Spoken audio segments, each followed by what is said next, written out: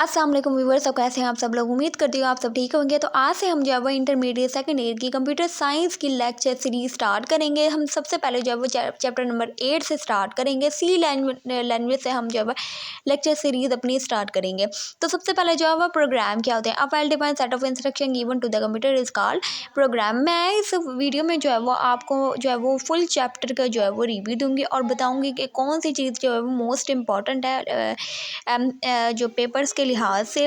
और सबसे पहले जो है वो इसमें आ जाता है हमारा प्रोग्रामिंग लैंग्वेज।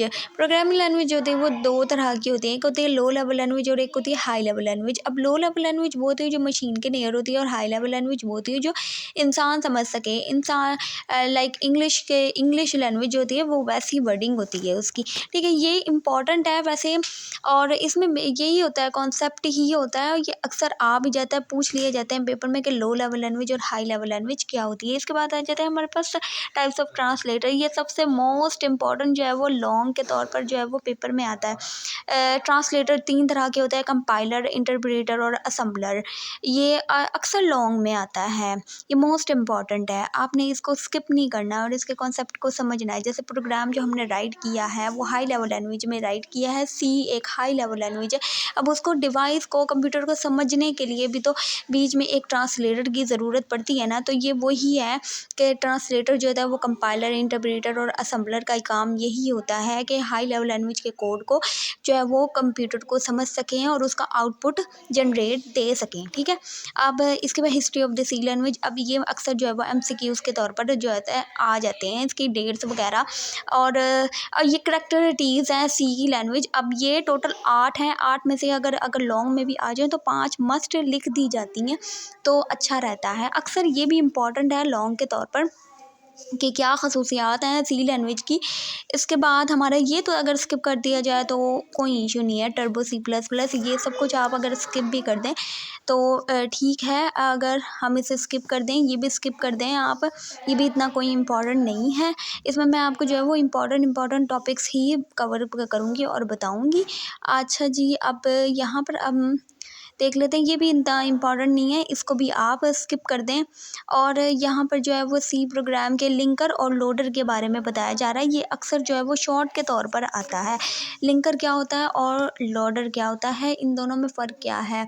अच्छा, इसके जो प्रोग्राम जो होता है एग्जीक्यूशन के दरमियान जो वफ़ा होता है उसे लोडर कहते हैं।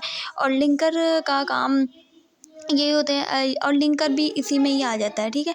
एडिशनल लाइब्रेरी होती हैं, हाँ एडिशनल लाइब्रेरी जो होती हैं, जो जैसे हैश इंक्लूड stdio.h और continue.h है लाइब्रेरी यूज़ करते हैं, हम उनको लिंकर कहते हैं। इसके बाद आ जाता है बेसिक स्ट्रक्चर। अक्सर जो है प्रोग्राम में पूछ लिया जाता है कि सी का बेसिक स्ट्रक्चर बनाएं, क्या होता है।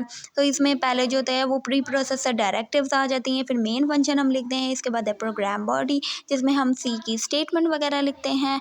तो ये भी इम्पॉर्टेंट है और इसी से शुरुआत होती है सी की, तो ये भी कर लिया जाए तो अच्छा है। इसके बाद प्री प्रोसेसर डायरेक्टिव्स क्या होते हैं, इनके बारे में ये पहले से बनाए हुए जो होते हैं डायरेक्टिव्स होते हैं और इनके अंदर जो है वो सी की लाइब्रेरीज़ वगैरह होती हैं। अच्छा, ये एक शॉर्ट के तौर पर आ जाता है अक्सर पेपर में। और आगे जो है हमारा, हम देखते हैं हेडर फाइल क्या होती हैं, ये भी शॉर्ट में आता है हेडर फाइल के बारे में। और आगे है मेन फंक्शंस हैं। मेन फंक्शन क्या होता है, ये भी शॉर्ट के तौर पर आता है। और सी का स्ट्रक्चर बनाए, ये भी शॉर्ट के तौर पर आता है। सिंटैक्स ऑफ द एरर, हाँ एरर की टाइप्स कितनी है और ये मोस्ट इम्पॉर्टेंट है। एक जो है वो कंपाइलर वाला और एक सिंटैक्स एरर की टाइप्स है।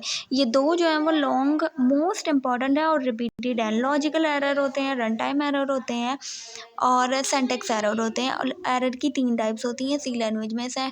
सिंटैक्स एरर क्या होते हैं और लॉजिकल एरर क्या होते हैं, ये मोस्ट इम्पॉर्टेंट है, ये तो आपने स्किप करने ही नहीं है, ठीक है। इसके बाद हमारे हमसे जो है वो सिंगल स्टेपिंग, नहीं ये आप स्किप कर दें, इसको स्किप कर दें, ये भी स्किप कर दें।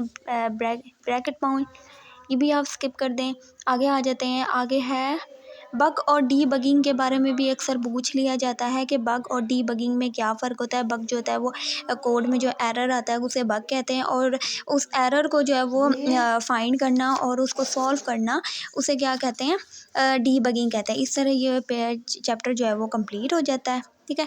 और इसके एमसीक्यूज़ भी बहुत ज़्यादा इम्पॉर्टेंट हैं, अगर ये कर लिए जाएँ तो आपके कॉन्सेप्ट जो है वो क्लियर हो जाते हैं। तो ये था हमारा जो है वो सी